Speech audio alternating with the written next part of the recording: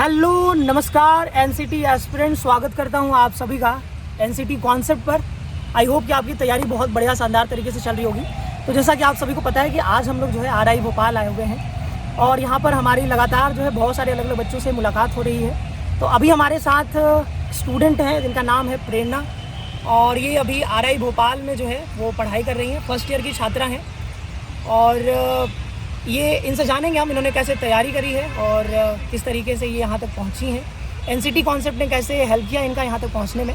तो तमाम चीज़ें बातें करेंगे। लेकिन सबसे पहले प्रेरणा, मैं आपसे पूछना चाहूँगा, आप अपना थोड़ा सा एक छोटा सा इंट्रो दे दीजिए हमारे सारे व्यूअर्स को, आपके जूनियर्स को जो अभी पढ़ाई कर रहे हैं उनको।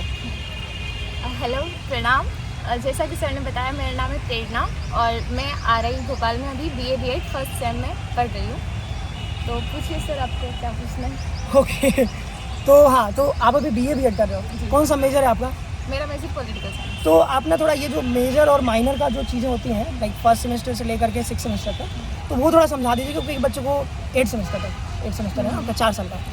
तो आप बच्चों को थोड़ा सा समझा दीजिए कि भाई फर्स्ट सेमेस्टर से 8 सेमेस्टर तक कैसे कैसे चीज़ें होती हैं, सारी चीज़ें। एक्चुअली मेजर डिसाइड होता है हमारे मार्क्स से, जैसे कि हमारा जो कट ऑफ जाता है मेजर के अकॉर्डिंग, तो मेजर तो हमें हमारे मार्क्स के अकॉर्डिंग मिल जाता है, बट जो माइनर रहता है वो हमें सिलेक्ट करना रहता है। तो जो भी सब्जेक्ट आपको पसंद है या फिर जो सब्जेक्ट आप अच्छे से पढ़ सकते हैं वो सब्जेक्ट आप माइनर चूज़ कर सकते हैं।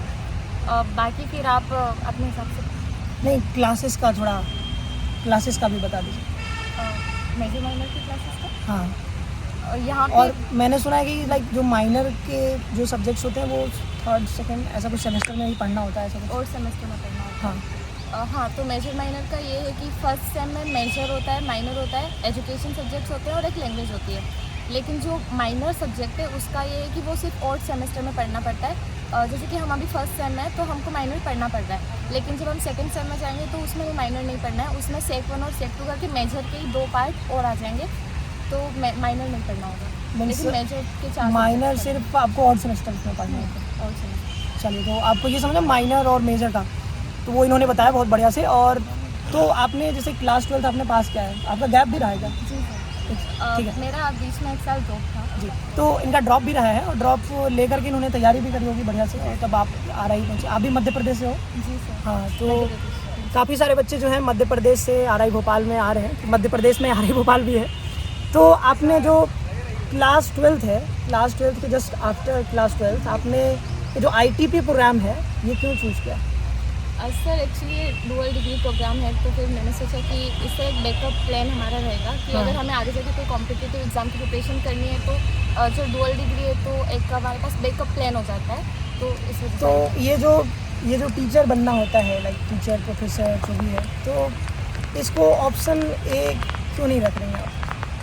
सर, ऑप्शन ए क्योंकि मुझे टीचर नहीं बनना था, लेकिन एक घर वालों का रहता है ना कि अगर आपको कॉम्पिटिटिव एग्ज़ाम की प्रिपरेशन करनी है तो आप कॉम्पिटिटिव एग्ज़ाम के बाद में बैकअप प्लान रख सकते हो, टीचर बन सकते हो। लेकिन उसका मतलब ये नहीं कि कोई अच्छा टीचर नहीं बन सकता, क्योंकि हम लोग ITP पढ़ रहे हैं तो डेफिनेटली हम लोगों को इन सब चीज़ों का बहुत नॉलेज हो जाएगा और 8 सेमेस्टर तक हम लोग टीचर बन ही जाएंगे, क्योंकि हम लोग पढ़ेंगे ये सब्जेक्ट्स। भले ही बैकअप प्लान है लेकिन हम लोग पढ़ तो रहे हैं ना, तो ऐसी की बात है।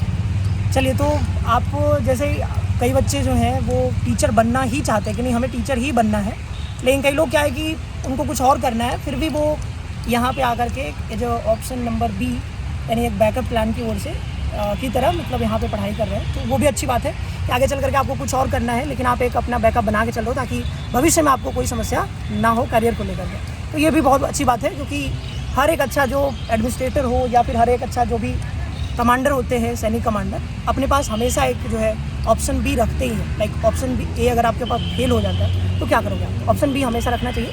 तो ये भी बहुत अच्छी बात है कि इन्होंने ऑप्शन B रखा है, इसको अच्छी बात है। तो अब मैं आपसे पूछना चाहूँगा, लाइक एनसीटी कॉन्सेप्ट से आपने तैयारी करी क्योंकि आप पेड कोर्स की स्टूडेंट थे, क्लासेस भी करती थी, तो क्या कहना चाहते हैं एनसीटी कॉन्सेप्ट के बारे में? सबसे पहले तो मैंने सोचा था कि मैं सेल्फ स्टडी से कर लूँगी, लेकिन एक हमें गाइडेंस मिल जाता है अगर हम पेड कोर्स ले लेते हैं तो सेल्फ स्टडी से थोड़ा ऐसा हो रहा था ना कि अभी क्या पढ़े फिर बाद में क्या पढ़ना है। लेकिन जब मैंने पेड कोर्स लिया, मैंने क्रैश कोर्स लिया था, जो कि मुझे बहुत लास्ट में जाकर समझ में आया था कि मुझे पेड कोर्स ले लेना चाहिए। तो मैंने जब क्रैश कोर्स लिया तो मुझे एक गाइडेंस मिली, और मतलब किस टाइम पे कौन सा सब्जेक्ट पढ़ना है और किस सब्जेक्ट का कितना पढ़ना है और कितना इम्पोर्टेंट है, क्या इम्पोर्टेंट है, सारे क्वेश्चंस PYQ सब कुछ वहाँ से प्रोवाइड हमें कराए, और MCQ सीरीज़ भी चलती थी, क्विज़ वगैरह भी होती रहती थी, तो उससे बहुत काफ़ी हेल्प हुई है। तो NCT कॉन्सेप्ट ने काफ़ी हेल्प किया है यहाँ तक पहुँचने में, तो बहुत खुशी हुई जान करके कि हम लोग बच्चों को यहाँ पहुँचाने में, या फिर जो भी ऑनलाइन माध्यम है हमारे, उसी माध्यम से यहाँ तक पहुँचाने में जो भी हम लोग मदद कर पा रहे हैं, तो काफ़ी खुशी होती है बच्चों से मिल करके, बात करके कि हाँ भाई चलो कुछ ना कुछ हम लोग भी जो है अच्छा कुछ ना कुछ कंट्रीब्यूट कर रहे हैं, और बच्चे सीख रहे हैं और बच्चे यहाँ तक पहुँच भी रहे हैं, तो काफ़ी अच्छी बात है। तो आप जब पढ़ाई करते थे NCT कॉन्सेप्ट में, तो आपको सबसे बढ़िया सब्जेक्ट कौन सा लगता है? वैसे मेरा फेवरेट सब्जेक्ट पॉलिटिकल साइंस है, और मेरा मेजर भी पॉलिटिकल साइंस है। बाकी सारे सब्जेक्ट्स अच्छे थे, क्योंकि सारे टीचर्स भी मतलब पढ़ा देते थे सही से। जो सब्जेक्ट समझ में नहीं आता है वो हमको डिफ़िकल्ट लगता है, जैसे कि मेरा हमेशा से डिफ़िकल्ट मैथ्स रहा है, लेकिन मुझे रीजनिंग भी नहीं आती थी। जो सूरज सर से मैंने रीजनिंग पढ़ी, तो मुझे फिर बाद में समझ में आया कि रीजनिंग अच्छी है, तो रीजनिंग तो मैंने सूरज सर से पढ़ी। लेकिन मैथ्स में मेरा थोड़ा सा है कि स्टार्टिंग से कमी रहा है, बाकी सारे सब्जेक्ट्स अच्छे थे। बहुत बहुत धन्यवाद। अब लास्ट में आप अपने जूनियर्स को जो भी तैयारी कर रहे हैं, उनके लिए कुछ अगर आप कहना चाहो, कुछ संदेश देना चाहो, कैसे तैयारी करें वो। कई बच्चे क्या होते हैं, परेशान होते हैं तैयारी को लेकर के, बहुत सारे सवाल उनके मन में चलते रहते हैं, तो उनको क्या आप बताना चाहोगे अपनी ओर से? अब वैसे तो अभी एग्ज़ाम आने ही वाला है, ज़्यादा टाइम बचा नहीं है। आप लोगों का अभी एग्ज़ाम है 17 अप्रैल को शायद। तो आप लोग अगर आपका सिलेबस, जिनका सिलेबस कंप्लीट नहीं है, उन लोगों के लिए बता रही हूँ कि आप लोग अभी अगर सिलेबस का मतलब नहीं भी कर रहे हैं, तो आप PYQs पे ध्यान दीजिए। आई मीन NCET के PYQs, और अगर CUET के PYQs भी आप देखेंगे तो वहाँ से बहुत सारे क्वेश्चन आते हैं। तो आपका सिलेक्शन मतलब PYQs से भी मतलब ऐसा है कि श्योर है कि हो जाएगा।